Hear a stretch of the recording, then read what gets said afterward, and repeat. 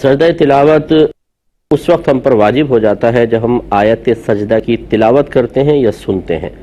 لیکن اس کے لیے شرط یہ ہوتا ہے کہ اتنی آواز سے تلاوت کی گئی ہو کہ پڑھنے والے نے اپنے کان تک اپنی آواز کو سنا ہو، یعنی اس کے اپنے کان اس کی آواز کو سن لیں تو اس پڑھنے والے پر سجدہ واجب ہوگا۔ لہٰذا اگر زبان بند ہے، دل ہی دل میں پڑھ رہے ہیں تو سجدہ واجب نہیں ہوتا ہے۔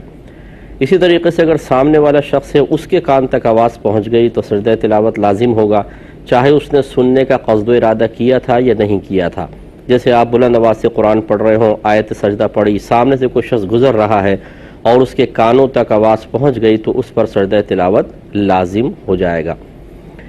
اس لیے علماء کرام نے منع فرمایا ہے کہ لاؤڈ سپیکر وغیرہ پہ قرآن عظیم مساجد وغیرہ میں پڑھا جائے، کیونکہ اس میں یہ ہوتا ہے کہ جیسے اب تراویح وغیرہ کے اندر شبینے پڑھتے ہیں تو جو وہاں موجود ہیں ان پہ تو سجدہ لازم ہوگا ہی ہوگا کہ ان کے کانوں تک آواز آ رہی ہے، لیکن جہاں جہاں تک اسپیکرز کے ذریعے آواز پہنچ رہی ہے لوگوں کے کانوں تک، ان تمام پہ سجدہ تلاوت لازم ہو جاتا ہے۔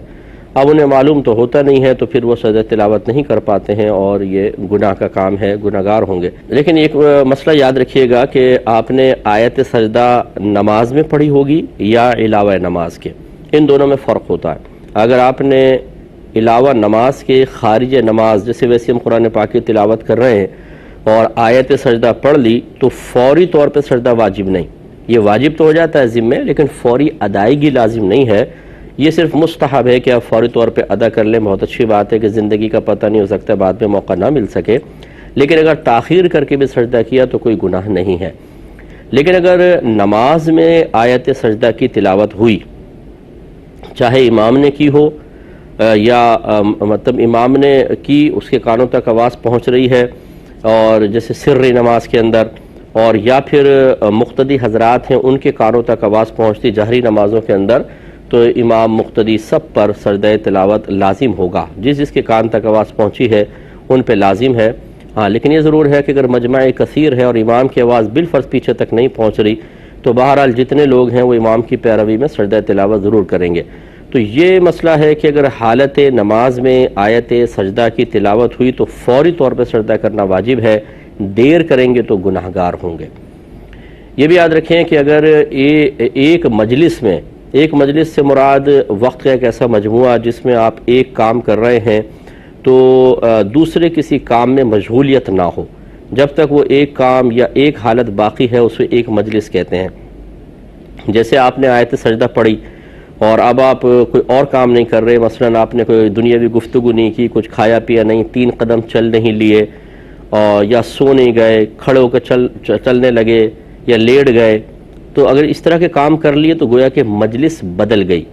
تو یہ ایک مجلس میں اگر آیت سجدہ کو ایک سے زیادہ بار پڑھا تو ایک ہی سجدہ تلاوت لازم ہوتا ہے۔ جیسے آپ پڑھتے جائیں ایک ہی آیت کو بار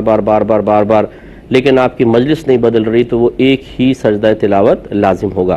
لیکن اگر مجلس بدل گئی، مثلا آپ نے ایک دفعہ پڑھا پھر وہ دنیا کی بات کرنے لگے، پھر دوسری مرتبہ پڑھا، تو جتنے پھر آپ نے آیات تلاوت کی ہیں اتنے سجدے لازم ہوں گے۔ ہاں یہ طلباء کا استثناء رکھا گیا ہے کہ جیسے طالب علم ہوتے ہیں، وہ سبق سنا رہے ہوتے ہیں، وہ آیت سجدہ پڑھیں گے تو ایک ہی سجدہ تلاوت لازم ہوتا ہے، کیونکہ وہ وہی تقریباً مجلس ہوتی ہے، بار بار وہ اس کو دہرا رہے ہوتے ہیں، سبق یاد کر رہے ہوتے ہیں، تو ان کو بار بار سجدہ کرنے کی حاجت نہیں ہے۔ سجدہ تلاوت کا طریقہ، مستحب طریقہ یہ ہوتا ہے کہ جب آیت سجدہ پڑھ لیں تو آپ پہلے سیدھے کھڑے ہو جائیں، بیٹھے بھی سجدہ کر سکتے ہیں لیکن کھڑے ہو جانا مستحب افضل ہے، اور اللہ اکبر کہہ کر ہم سجدے میں چلے جائیں گے، 3 بار وہی سجدے کی تسبیحات پڑھیں گے، پھر اللہ اکبر کہتے ہوئے سیدھے کھڑے ہو جائیں گے۔ اس میں شروع میں کوئی ہاتھ نہیں اٹھانا ہے اور کوئی اور تکلف نہیں کرنا، بس اللہ اکبر کہہ کے سجدے میں جائیں، 3 بار تسبیحات پڑھیں، پھر اللہ اکبر کہہ کر سیدھے کھڑے ہو جائیں۔ جیسے کہ آپ کو بتایا کہ اگر آپ بیٹھے بھی سجدہ کر لیں تب بھی ادا ہو جائے گا، کوئی مسئلہ نہیں ہے، لیکن کھڑے ہو کر کرنا مستحب ہوتا ہے، افضل ہوتا ہے۔ فقہ حنفی کی روشنی میں قرآن عظیم میں 14 ایسے مقامات ہیں جہاں پر سجدہ کرنا نبی کریم صلی اللہ علیہ وسلم سے ثابت ہے، یعنی ان مقامات کو، ان آیات کو جب سرکار نے پڑھا ہے تو آپ نے سجدہ تلاوت فرمایا ہے۔ میں اختصار کے ساتھ تھوڑا سا ان کا ذکر کر دیتا ہوں، جیسے کہ سورۃ الاعراف آیت نمبر 206 ہے، اور سورہ رعد آیت نمبر 15، سورہ نحل آیت نمبر 50، سورہ صاد آیت نمبر 24، اور سورہ بنی اسرائیل آیت نمبر 109، سورہ مریم آیت نمبر 58، سورۃ الحج آیت نمبر 18، سورۃ الفرقان آیت نمبر 60، سورہ نمل آیت نمبر 26، سورہ الف لام میم تنزیل السجدہ